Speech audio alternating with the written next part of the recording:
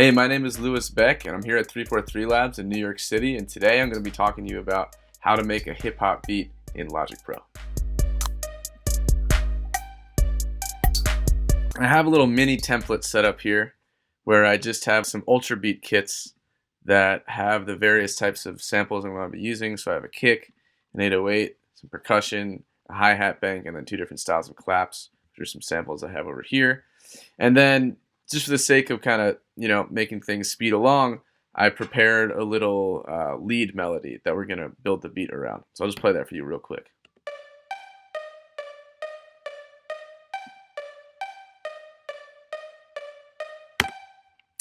And so in order to create that, I used Retro Synth, which is a super powerful synth engine. I honestly think it sounds just about as warm and full as any other digital synthesizer on the market. And then I added some reverb with this SAR 1R reverb from Softtube. After that, I used a plugin from Positive Grid, which is modeled off a Pultec equalizer. It sounds really smooth. Highly recommend grabbing this if you can. Okay, so we're just going to jump right into it. So the way I'm going to start this is I'm going to play it, and the first thing that I'm hearing is just an 808 sound that I want to make, right? So what I'm going to do is come in here onto my 808 that I designed, and I'm going to play in the grooves that I want for my kick drum.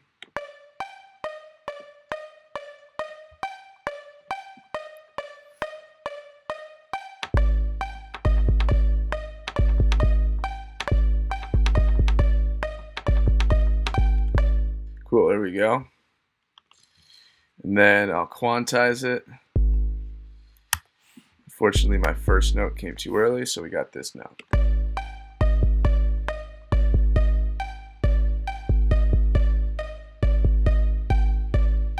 Cool.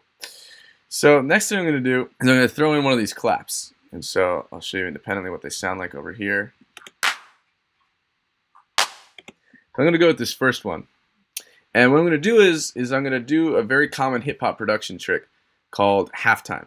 So instead of putting my clap on the 2 and the 4, which is very common, the second quarter note and the fourth quarter note, what I'm going to do is I'm going to put it on the third quarter note here in the middle. And what I'm basically doing is instead of interpreting the project as 137 beats per minute, I'm interpreting it as half of that.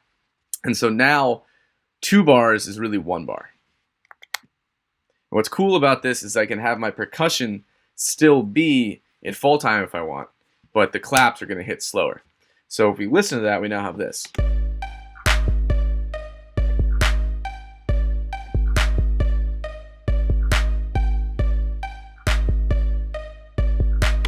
Now you might have noticed that we're clipping a little bit, which is a big no-no, so I'm just going to turn everything down a little bit. And then if you're ever worried about it getting too soft, you just turn it back up in the headphones or on the speakers. All right, so the next thing I'm going to do is I'm going to throw in some hi-hats. And one thing that I like to do with hi-hats for hip-hop is kind of not only use one. And so I'll show you what I mean by that. First, I got to find the ones I actually want to use. So actually, let's just jump to the piano roll right away and do that. Now I should mention, the cool thing about Logic is that in Ultra Beat they have these hi-hat banks and these snare banks and some percussion banks as well. And so you can find some pretty useful stuff in here without having to jump on the splice if you want. So that one right there is pretty nice. So what I'm going to do is first just throw in a pretty basic. It's actually faster than I want it. I'm just going to have it go on every quarter note. But since we're in halftime, what that's really going to be is an 8th note. Now the other thing I should point out is that my lead is all hitting on quarter notes, you'll see. Again, since we're going in halftime, they're now going to turn into 8th notes. But this is kind of a cool thing to do for hip-hop because what it does is it makes the whole beat groove together.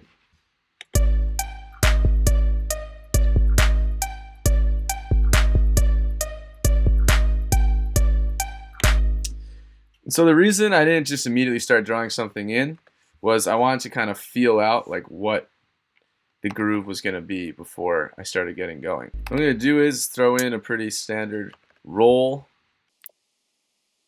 on the hi-hats, give it that kind of contemporary vibe. And now I tend to, in hip-hop beats, like to have a little bit of stutter-stop action.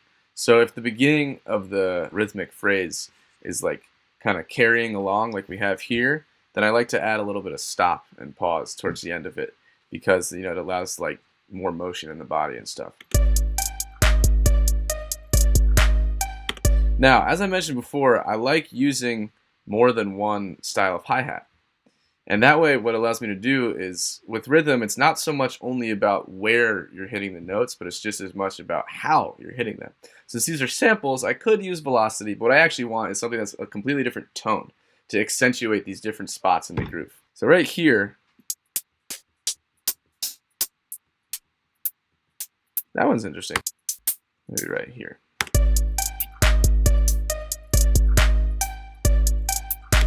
And so the other thing I like to do is, a 1-bar loop is all well and good, but if you have just a little bit of variation the second time around, it makes it less boring for the listener. So, yeah, nice little quick syncopation. There we go. Now what I might add in is just a little perk. So again, I'm reaching into Logic's stock percussion bank, and there's actually some pretty cool things hiding in here. So when it comes to accentuating your groove in general, one mistake that people often make is they think they just have to add as many sounds as possible in as many different places as possible. But that's really not the way to do it. The secret is to come up with a groove and then choose certain moments in the groove to accentuate. So the reason that I'm dragging my hi-hat groove onto my perks is I'm going to look at it and go, oh, okay, these spots where I've changed up the actual sound seem to be pretty important. So what I'm going to do is I'm going to delete all these other hi-hats, and in these spots, I'm going to drag the sounds onto a different percussion sound. That's an interesting sound. Let's see how this sounds. So maybe that part I want to go back up. One thing I like to do with percussion is have one that kind of feels like an up sound and one that feels like a down sound. And what I mean by that is like one that's like tonally open and then one that's a little bit more like closed and like really short. So you can hear that first one's going to be open and the second one's going to be short.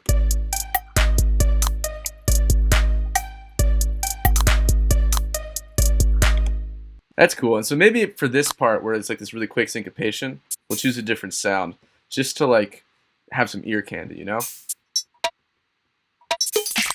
That could be interesting.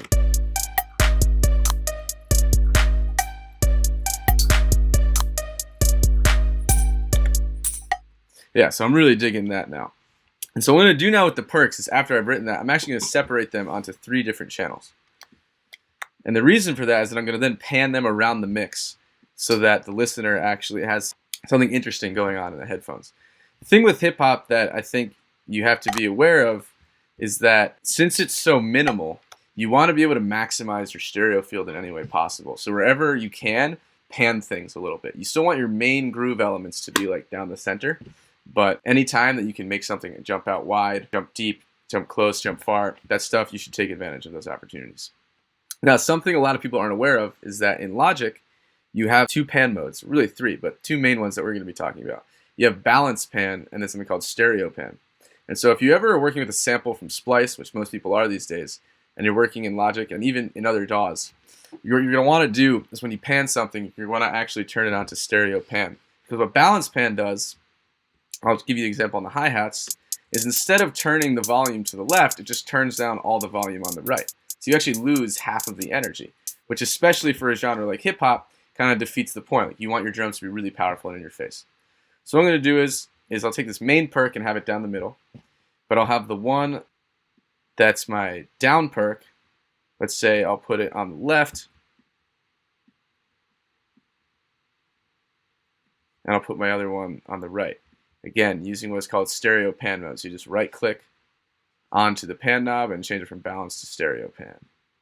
And now we're going to have the full sound pan. And maybe for this perk, instead of having it completely down the middle, I'll just shift it a little bit to the right. So let's listen to this now.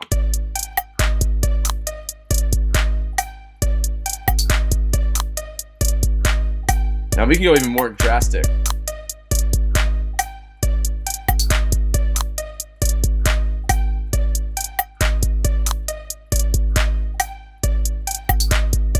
Now, what I'm actually hearing is that this little crunch sound. Something about that isn't really like powerful enough to demand its own space. So I'm going to actually throw that back into the middle, and instead what I'll do is I'll take this top perk and pan that all the way to the right. Let's hear what that sounds like now. Yeah.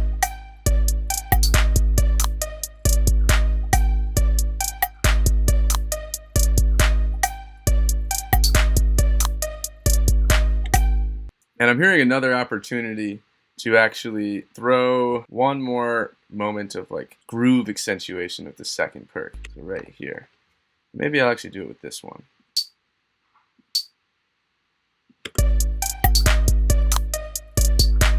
There we go. And so the cool thing about, again, using these different percussions is that instead of having a groove that's only based on this hi-hat motion, right? What I have now is a steady groove from the hi-hats, but then these little moments that I can jump around on more, right? And so as far as like dancing, for example, you know, people are going to respond more to these like differences in tone. That's what makes the body want to move. So you definitely want to be able to achieve that when you're making a hip-hop beat. All right, I'm going to get rid of this clap because I already have one that I like. Now I'm going to actually move on to the kick. And what I'll do is I'll drag on my 808 MIDI, again, onto where the kick is. And you hear this kick's pretty standard. And I'm not going to have it hit every single time. So what I'll do is first I'll listen to it as if it's hitting every time. And then I'll try to like kind of use the groove to have different moments for the kick to hit. So maybe get rid of that first one. So I think what I'm going to do is I'm going to have it hit on the downbeats of the start of each bar, but then only hit on the syncopated moments afterwards.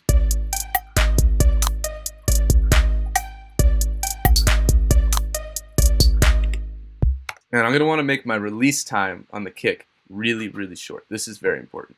The biggest mistake that people make in all corners of music production, but especially in hip-hop, is that your 808 is super boomy, right? Has a lot of release. If you're using a kick and layering it under there, it needs to be quick and punchy because you don't want any bass energy or information to actually interfere with the 808.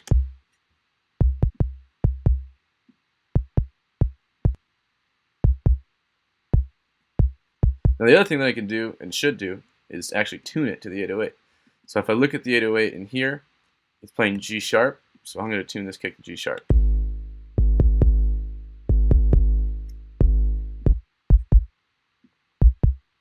So we hear right here in Ultra Beat, I can tune it to all these different pitches, which is really cool.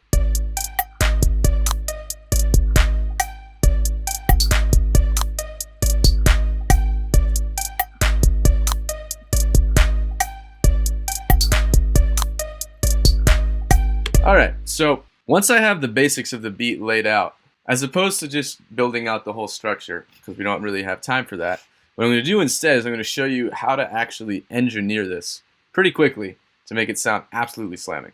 Thanks for watching this tutorial on how to make a hip-hop beat in Logic Pro. Stay tuned for part 2 where I'm going to teach you now how to mix this beat. Again, my name is Lewis Beck. If you liked the video, please click the subscribe link below and visit our website if you want to learn more about music production.